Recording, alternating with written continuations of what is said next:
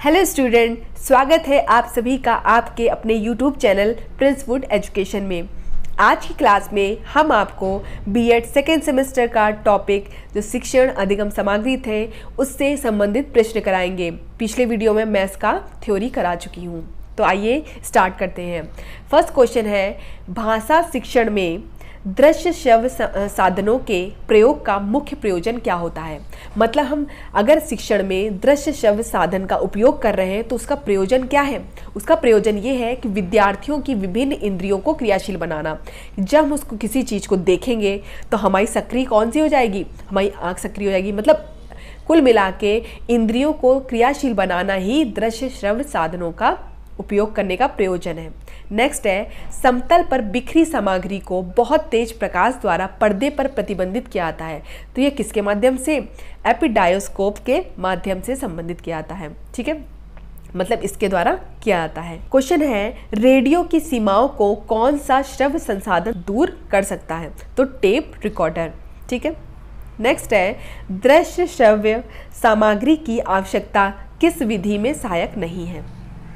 तो यह समस्या समाधान विधि, योजना विधि में सहायक है, यह व्याख्या विधि में सहायक नहीं है। कोई भी दृश्य सामग्री की जो आवश्यकता है वह समस्या समाधान विधि में सहायक है, योजना विधि में सहायक है, लेकिन व्याख्या विधि में यह सहायक नहीं है।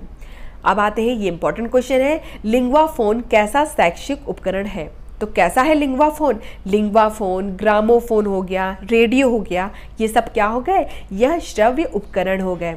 नेक्स्ट है, प्रक्षेपित सामग्री कौन सी नहीं है। तो बुलेटिन बोर्ड। बुलेटिन बोर्ड क्या है, एक प्रक्षेपित सामग्री नहीं है। अच्छा, बात करते हैं बुलेटिन बोर्ड की। तो यह क्या है, दृश्य सामग्री है। फ्लेनिन बोर्ड हो गया, बुलेटिन बोर्ड हो गया, ये क्या हो गई, दृश्य सामग्री हो गई, यह प्रक्षेपित सामग्री नहीं है। ठीक है, क्वेश्चन है, साइट SITE क्या है। उपग्रह अनुदेशात्मक दूरदर्शन प्रयोग है। क्वेश्चन है, बुलेटिन बोर्ड क्या है। तो बुलेटिन बोर्ड मैंने आपको बताया क्या है, दृश्य सामग्री है। नेक्स्ट है, नाटक अथवा अभिनय उदाहरण है किसके। तो नाटक हम देखते भी हैं और सुनते भी हैं। ठीक है, तो यह दृश्य श्रव्य सहायक सामग्री के उदाहरण है। नेक्स्ट क्वेश्चन है, चित्र विस्तारक यंत्र किस प्रकार की सहायक सामग्री है। तो जो चित्र विस्तारक यंत्र है वो यांत्रिक भी है और दृश्य सामग्री के अंतर्गत आता है। विस्तारक यंत्र जो एपिडायोस्कोप था वो किसके अंतर्गत आता है, यांत्रिक दृश्य सामग्री के अंतर्गत। फ्लानेन बोर्ड का प्रयोग होता है। तो फ्लानेन बोर्ड हो गया, बुलेटिन बोर्ड हो गया, इसका किस लिए उपयोग होता है।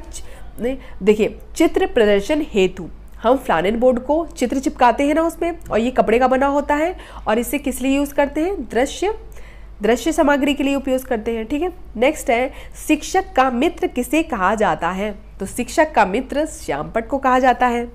नेक्स्ट क्वेश्चन है, शिक्षण सामग्री के कितने प्रकार हैं। तो शिक्षण सामग्री के कितने प्रकार हैं, 3 प्रकार हैं। कौन कौन से, पहली श्रव्य सामग्री, दृश्य सामग्री और श्रव्य दृश्य सामग्री। नेक्स्ट क्वेश्चन है, एडगर डेल द्वारा प्रदर्शित शंकु को क्या कहा जाता है। तो कोन ऑफ एक्सपीरियंस। जो एडलर डेल ने शंकु को प्रदर्शित किया है उसे क्या कहता है, कोन ऑफ एक्सपीरियंस। ग्रामोफोन कैसी सामग्री है। तो जो ग्रामोफोन है वो श्रव्य सामग्री है।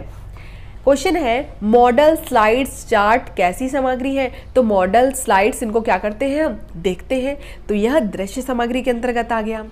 क्वेश्चन है, शिक्षण सहायक सामग्री की सापेक्षिक प्रभावशीलता को किसने एक शंकु के द्वारा स्पष्ट किया है।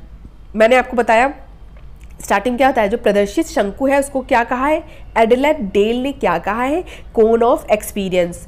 और शिक्षण सहायक सामग्री की सापेक्षिक प्रभावशीलता को जिसने शंकु के रूप में डिनोट किया है वो एडलर गेल है, गेल। ठीक है, क्वेश्चन है, आरंभ में शिक्षक अपने शिक्षण को रोचक एवं प्रभावपूर्ण बनाने के लिए किस पर निर्भर रहता है। तो अगर हमें जो शिक्षक है वो अपने शिक्षण को प्रभावपूर्ण बनाना चाहता है तो सबसे पहले किस पर, चॉक और डस्टर इन सब चीज़ पे निर्भर रहता है। नेक्स्ट क्वेश्चन है, छात्रों में गणित में अध्ययन में रुचि उत्पन्न करने व ज्ञान बनाने हेतु गणित अध्यापक को अनेक प्रकार के साधनों का प्रयोग करना पड़ता है, अतः वे साधन जो अध्यापक की उद्देश्य पूर्ति में सहायक होते हैं। मतलब एक क्वेश्चन है, उसमें पूछा गया है कि अनेक प्रकार को साधनों का उपयोग करना पड़ता है और वे साधन जो अध्यापक की जो सिखाना चाहता है उसमें वो सहायक होते हैं। वो तो सहायक सामग्री क्या कहलाती है, वो सहायक साधन क्या कहलाते हैं, श्रव्य दृश्य सामग्री या शिक्षक सहायक सामग्री। ठीक है। नेक्स्ट क्वेश्चन है, श्रव्य दृश्य सामग्री वह संवेदनशील पदार्थ या काल्पनिक वस्तुएं हैं जो अधिगम को प्रारंभ एवं प्रेरित करती हैं तथा उसे पुनर्बलन प्रदान करती हैं। किसने कहा है, बर्टन ने। तो कैसे याद करेंगे, जो श्रव्य दृश्य सामग्री है वह क्या है, वह काल्पनिक वस्तुएं हैं। ठीक है, जो अधिगम को प्रारंभ और प्रेरित, मतलब अगर हमें अधिगम को प्रेरित करना है, उसको बनाए रखना है कि बच्चे कैसे सक्रिय हों, कैसे उस चीज़ को मतलब ध्यान से उसको अपना जो मस्तिष्क है उनके में स्थायी बने रहे जो बातें बता रहा है शिक्षक, तो और उसे पुनर्बल प्रदान करना है। तो यह कथन किसका है, बर्टन ने। तो हमने क्या क्या पढ़ा, हमने इसमें शिक्षण अधिगम सामग्री के बारे में पढ़ा। ठीक है, कि यह क्यों उपयोगी है, क्योंकि इससे क्या होता है, विभिन्न इंद्रियों का क्रियाशील बनी रहती है। जो हमारी इंद्रियां हैं वो क्रियाशील बनी रहती है, इसलिए हम इस चीज़ का यूज़ करते हैं, बच्चे इसमें सक्रिय रहते हैं।